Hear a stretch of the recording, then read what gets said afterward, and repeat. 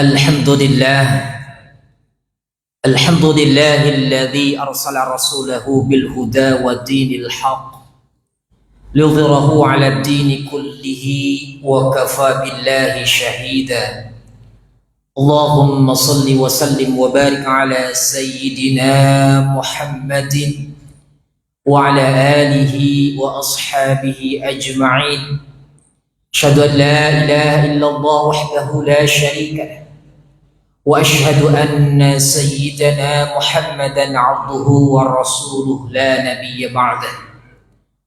اللهم فصل وسلم وبارك على سيدنا وحبيبنا وشفيعنا ومولانا محمد وعلى آله وأصحابه ومن تبعهم بإحسان إلى يوم الدين. أما بعد، فيا أيها المؤمنون أوصيكم ونفسي بتقوى الله وطاعته لعلكم تفلحون.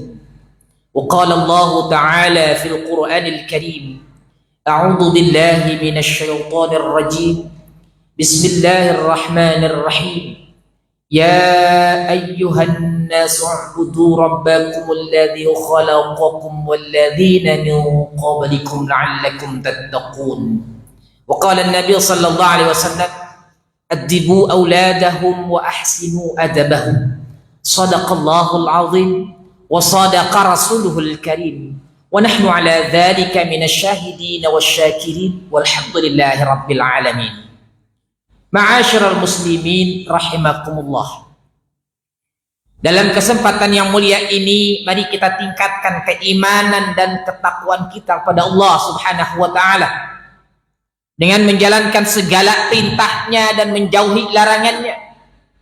Dan dengan hadirnya kita, berkumpulnya kita di tempat yang mulia ini dalam rangka menjalankan kewajiban kita salat Jumat berjamaah, semoga Allah senantiasa melimpahkan rahmat dan keberkahannya pada kita semua. Amin ya rabbal alamin. Ma'asyiral muslimin rahimakumullah. Ada satu kata yang sering kita ucap, yang sering kita dengar, yang mana orang tua senantiasa mendoakan kepada anak-anaknya agar kehidupannya di dunia ini senantiasa mendapat berkah dari Allah Subhanahu wa taala.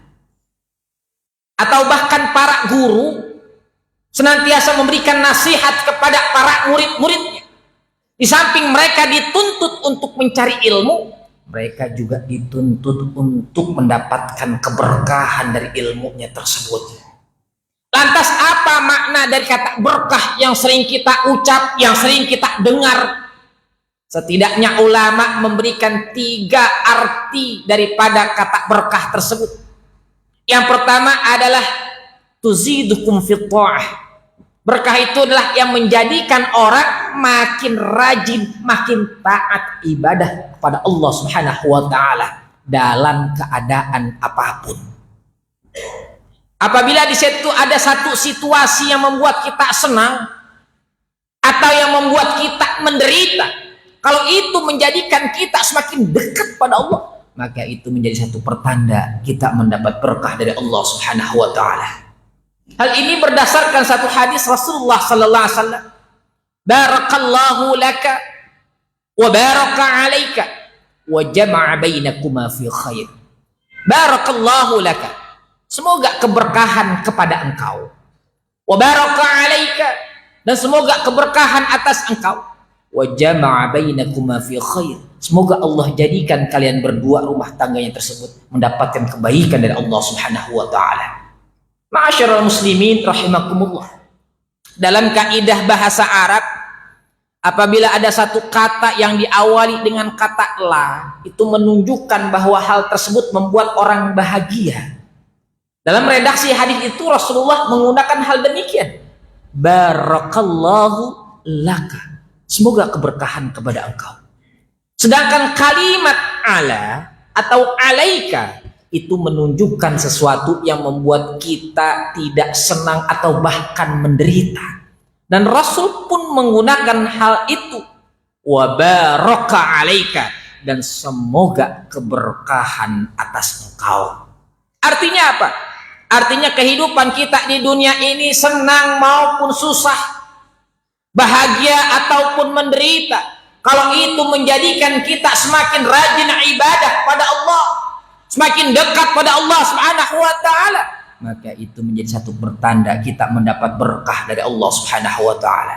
Sebagai satu contoh di kehidupan ini, seseorang dalam karirnya, pekerjaannya makin bagus, penghasilannya makin banyak, hartanya melimpah, jabatannya makin tinggi, dengan kesenangan dunia yang dia dapatkan tersebut, orang itu makin rajin ibadah.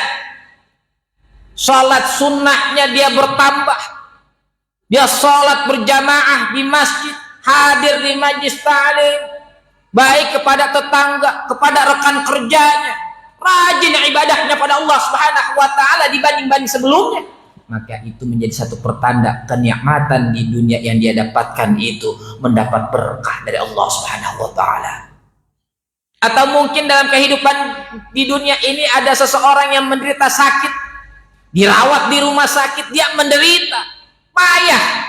Kemudian dalam penderitaannya tersebut dia bermuhasabah, introspeksi diri. Ya Allah, selama ke belakang ini hamba lebih banyak bermaksiat ketimbang ibadah. Waktunya sholat hamba meninggalkan perintahmu ya Allah. Waktunya puasa hamba tidak berpuasa, hamba bermaksiat, melawan hukum-hukum Engkau ya Allah. Maka kemudian orang tersebut bertaubat, beristighfar pada Allah Subhanahu wa taala. Maka itu menjadi pertanda sakitnya penderitaan yang dia alami itu mendapat berkah dari Allah Subhanahu wa taala. Ma'asyiral muslimin rahimakumullah. Kemudian yang kedua, makna berkah itu adalah az-ziyadah, yakni bertambah.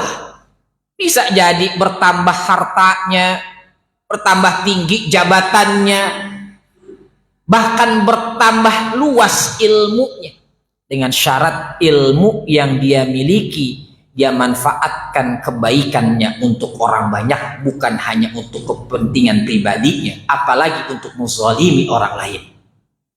Sebab banyaknya ilmu, luasnya ilmu yang dia miliki, akan tetapi tidak memiliki manfaat buat orang lain.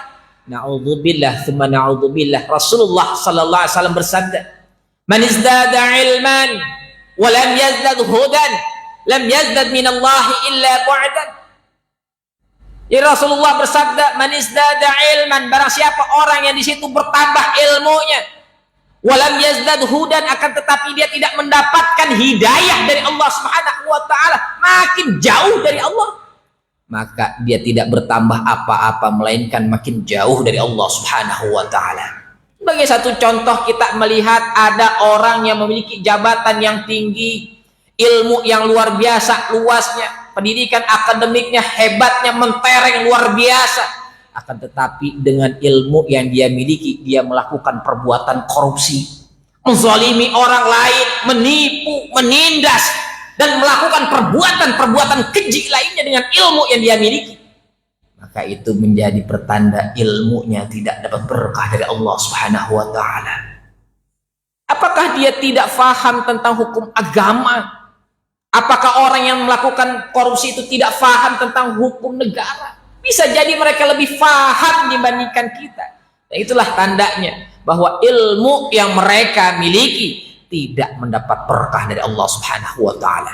Ma'asyiral muslimin rahimakumullah. Kemudian yang terakhir, yang ketiga adalah as-sa'adah. Makna sebuah keberkahan itu adalah kebahagiaan. Selama ini orang beranggapan bahagia itu yang bersifat material, harta, jabatan, tahta, wanita. Ya, seorang pria ketika ingin menikah, maka apa yang dia cari? Di antaranya adalah memilih wanita yang paling cantik, memilih wanita yang dia anggap paling cantik parasnya. Maka kemudian yang jadi satu pertanyaan, apakah orang yang kemudian menikah dengan istrinya, dengan wanita yang paling cantik, akankah pernikahannya bahagia? Jawaban dari pertanyaan tersebut bisa jadi iya, bisa jadi tidak. Sebab berapa banyak kita melihat ada orang yang memiliki istri yang cantik, popularitasnya tinggi, kaya, pengetahuannya luas, tetapi kemudian apa yang terjadi? pernikahannya berakhir dengan perceraian. Apa artinya? Tidak ada kebahagiaan di dalam rumah tangganya. Ma'asyiral muslimin rahimakumullah.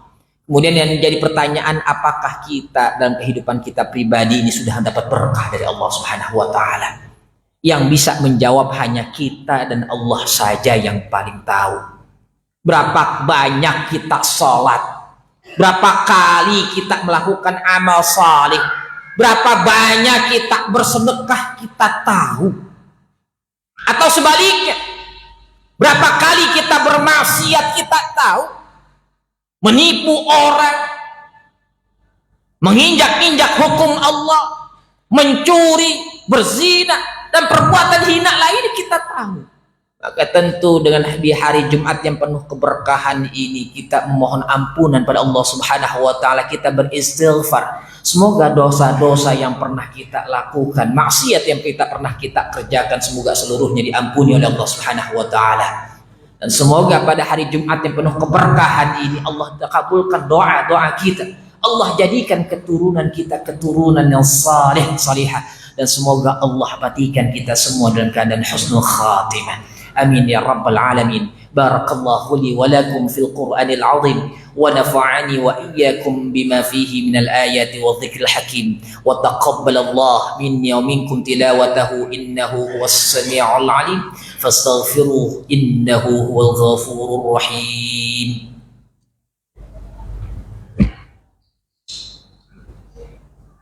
Allahumma ya sayyidina Muhammadin wa ali sayyidina Muhammad.